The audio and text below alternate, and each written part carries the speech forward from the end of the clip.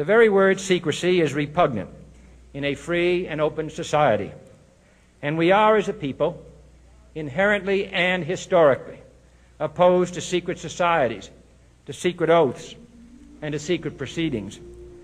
We decided long ago that the dangers of excessive and unwarranted concealment of pertinent facts far outweighed the dangers which are cited to justify it. Even today, there is little value in opposing the threat of a closed society by imitating its arbitrary restrictions. Even today, there is little value in ensuring the survival of our nation if our traditions do not survive with it. And there is very grave danger that an announced need for increased security will be seized upon by those anxious to expand its meaning to the very limits of official censorship and concealment. That I do not intend to permit to the extent that it's in my control. And no official of my administration, whether his rank is high or low, civilian or military, should interpret my words here tonight as an excuse to censor the news, to stifle dissent, to cover up our mistakes, or to withhold from the press and the public the facts they deserve to know. Don't let anybody make you think that God chose America as his divine, messianic force to be a sort of policeman of the whole world. God has a way of standing before the nations with judgment, and it seems that I can hear God saying to America, "You are too arrogant. If you don't change your ways, I will rise up and break the backbone of your power, and I'll place it in the hands of a nation that doesn't even know my name. Be still and know that I'm God." The promises of the great society have been shot down on the battlefield of Vietnam, making the poor, white and Negro, bear the heaviest burdens both at the front and at home. Though the civil rights leaders, for various reasons, refuse or can't take a stand or have to go along with the administration, that's their business. But I'm afraid tonight that I know that justice is indivisible. Injustice anywhere is a threat to justice everywhere. And the response and dedication of our citizens, whenever they are fully informed. I not only could not stifle controversy among your readers, I welcome it. This administration intends to be candid about its errors. For as a wise man once said, an error doesn't become a mistake until you refuse to correct it. We made the wrong diagnosis, we should change the treatment. So we're not making progress there, and we should come home. The weapons weren't there, and we went in under UN resolutions, and our national security was not threatened. We're more threatened now by staying. We intend to accept full responsibility for our errors, and we expect you to point them out when we miss them. Without debate, without criticism, no administration and no country can succeed, and no republic can survive.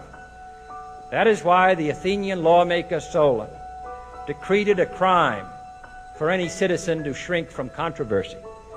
And that is why our press was protected by the First Amendment, the only business in America specifically protected by the Constitution, not primarily to amuse and entertain, not to emphasize the trivial and the sentimental, not to simply give the public what it wants, but to inform, to arouse, to reflect, to state our dangers and our opportunities, to indicate our crises and our choices, to lead, mold, educate, and sometimes even anger public opinion.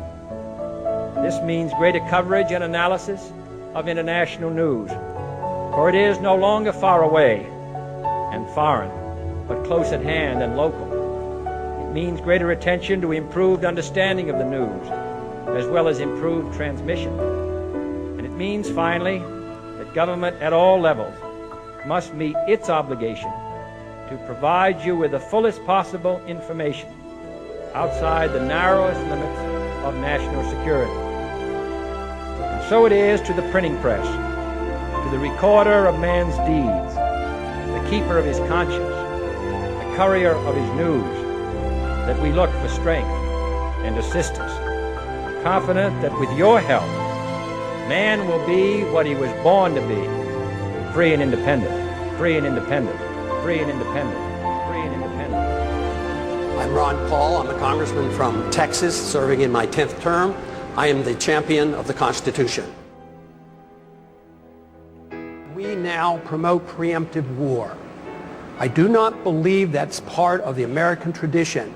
We in the past have always declared war in the defense of our liberties or go to aid somebody. But now we have accepted the principle of preemptive war. We have rejected the just war theory of Christianity.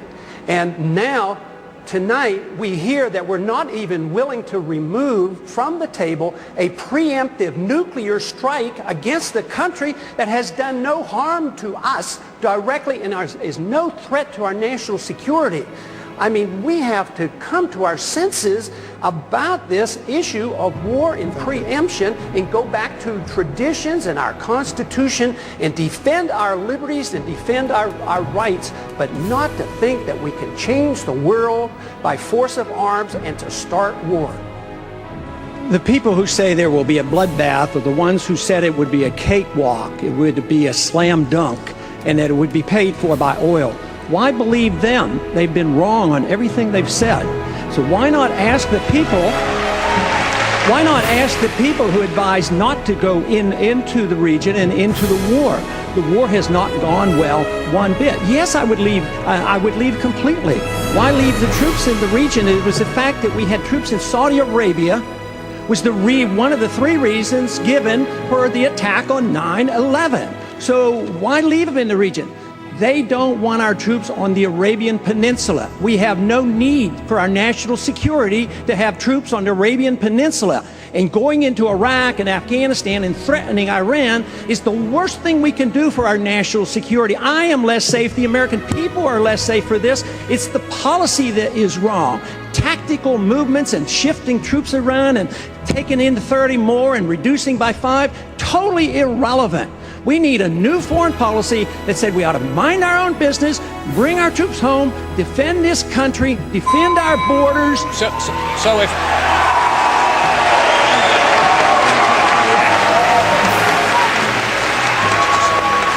So Congressman Paul, and I'd like you to take 30 seconds to answer this. You're basically saying that we should take our marching orders from Al-Qaeda. If they want us off the Arabian Peninsula, we should leave? No!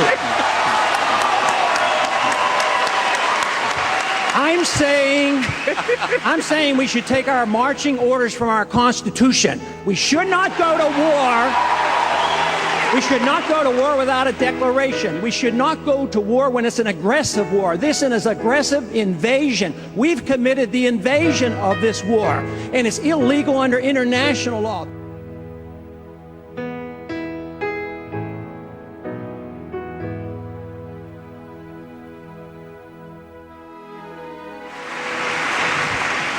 The American people didn't go in. A few people advising this administration, a small number of people called the neoconservatives, hijacked our foreign policy. They're responsible, not the American people.